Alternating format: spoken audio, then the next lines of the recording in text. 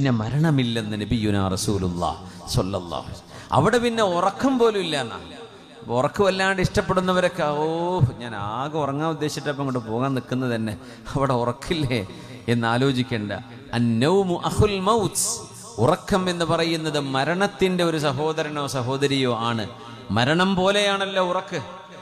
ഗാഢമായ deep സ്ലീപ്പിലേക്ക് മനുഷ്യൻ പോയാൽ bomb പൊട്ടിയവരെ അറിയില്ല ചിലപ്പോൾ.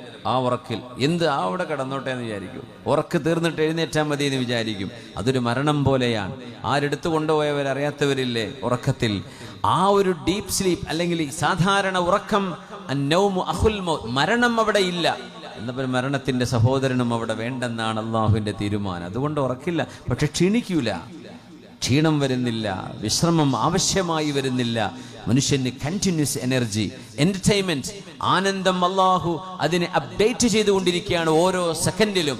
അതുകൊണ്ട് മടുപ്പ് വരുന്നില്ല, ജീവിതം ബോറടിക്കൂല, ആനന്ദങ്ങൾ പുതിയ പുതിയത്. കുട്ടികളൊക്കെ ചോദിക്കുക PS4 ഉണ്ടാവും അവിടെ കളിക്കാൻ പറ്റുമോ, അവിടെ ഗെയിംസ് ഉണ്ടാവുക എന്നാ ചോദിക്കുക. പൊന്നുമക്കളെ, ഈ ഗെയിംസ് ഒന്നുമല്ല.